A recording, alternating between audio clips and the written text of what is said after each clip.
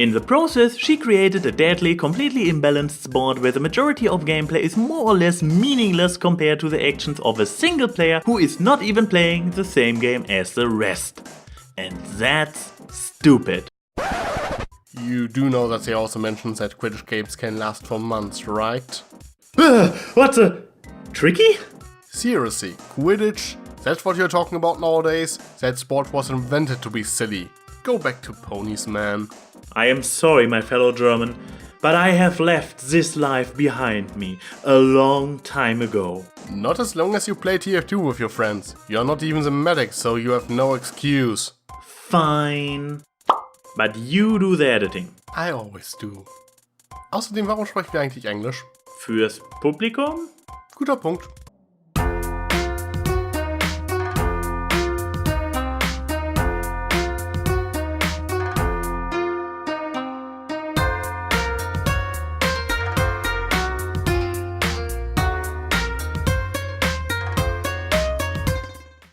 So, do you read comics?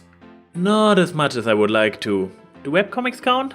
I suppose so, but in this case I was talking about DC Comics. I mean, I don't read them either, but it's kinda relevant as Between Dark and Dawn was written by Gail Simon, who usually writes comics for DC and apparently even wrote an episode for Justice League Unlimited. So this is a bit of a special case. We had plenty of guest stars before the show, guest writers not so much.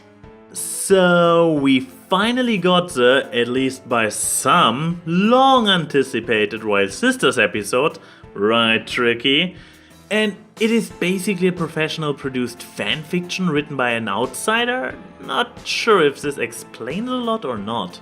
Well, we already got some stuff like that back in season 7, but even then it was already a bit too late if you ask me. I like the princesses in concept, especially Luna, but since they never actually did anything with them, yeah, it's too late. Like really, this episode is about them realizing that it's actually fun to do something. And it doesn't help that the entire premise of Between Dark and Dawn is happening at the tail end of the princess's decision to retire. A mind-blowingly convoluted and shoved-in plot point to kickstart, well, the beginning of the end. Oof, this episode title is so on the nose.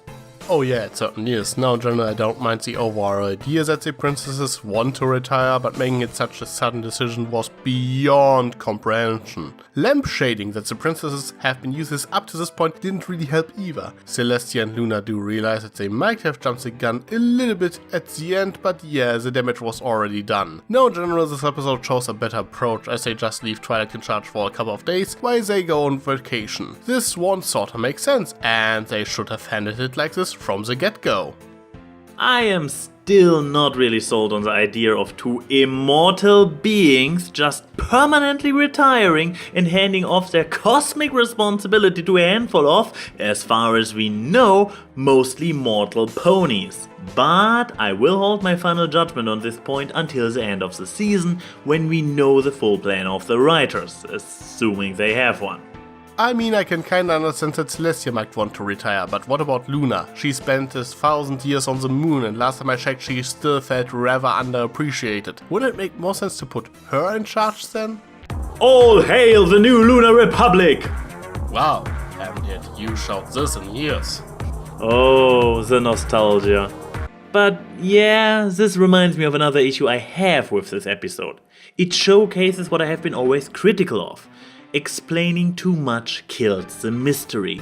We have gotten glimpses into the princess's character in the past, and many of them have been intriguing, like Celestia's mischievous nature and Luna's hidden playfulness, traits that fit immortal goddesses without sacrificing their larger-than-life nature. However, the increased spotlight they received in the more recent seasons, reaching its high point in this very episode, caused them to look more normal, ordinary.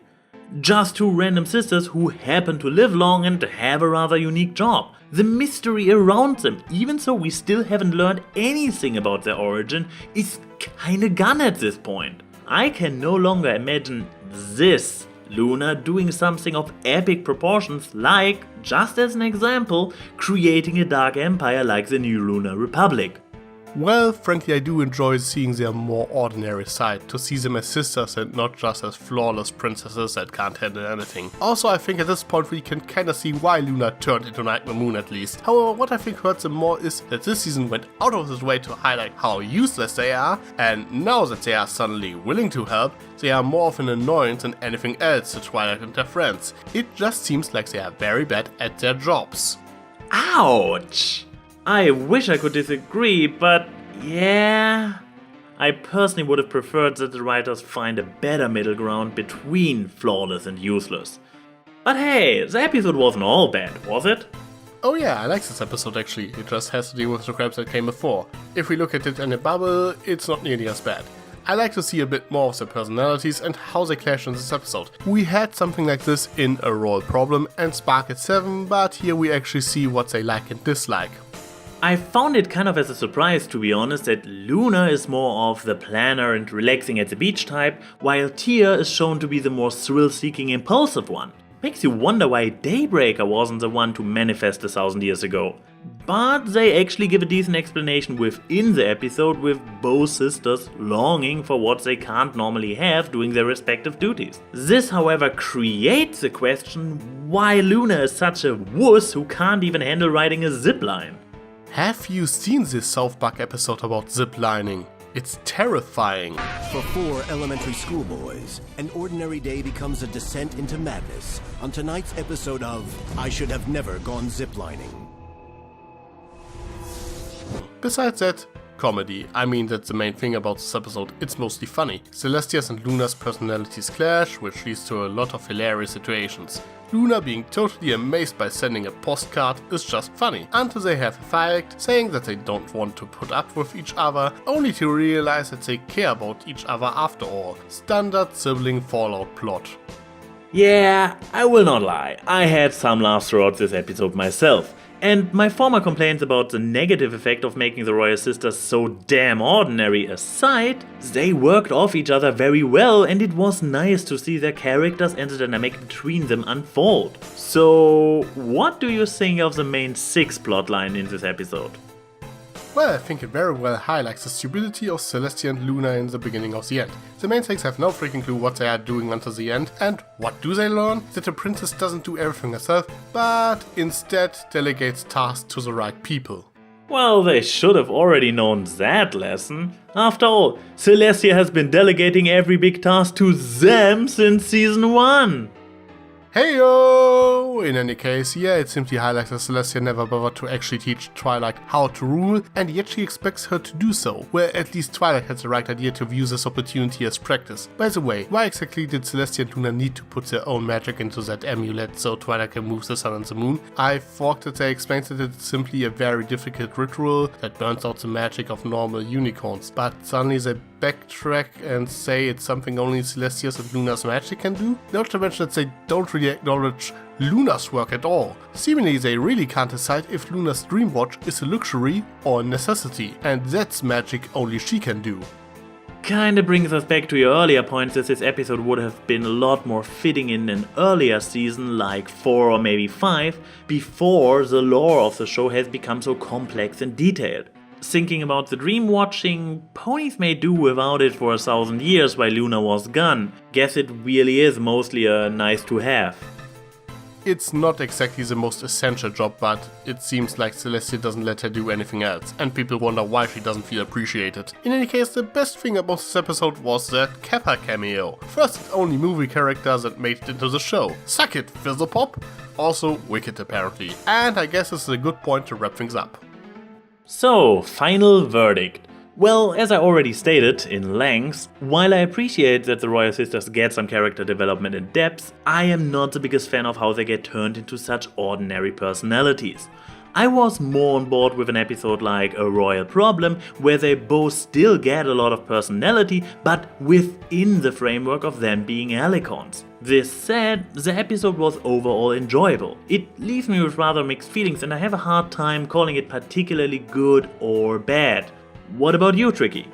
I personally enjoyed this episode a lot. I do think that it came way too late into the show for some meaningful character development for Celestia and Luna, as it sorta has to deal with their prior established incompetence, but seeing them in a more comedic setup was a blast to watch. They showed an excellent dynamic, and frankly I'm mostly upset that we didn't get more episodes like this. We are halfway through the final season, so I doubt that we get another chance to see them like that, and I think that's a bit of a letdown. Overall, this should have been maybe a season 4 episode. It would have helped with Twilight's new status as a princess back then, and the idea of her taking over wouldn't have come out of nowhere. But hindsight is 2020. On its own, I simply think that this episode is very entertaining, and in the end, that's the most important thing, I guess. I guess you have a point here. This episode clearly is not taking itself too seriously, and it would be a mistake on our end to do so ourselves. Sometimes you just need to sit back and enjoy a simple piece of entertainment without going in over-analyzing every second and sucking the fun out of it.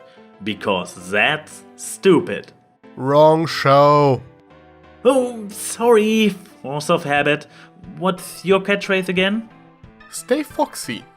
Now that's stupid. Hey!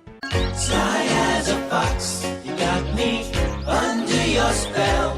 But you know I'll never tell that I know you know so well. Sometimes you can be too smart for you're a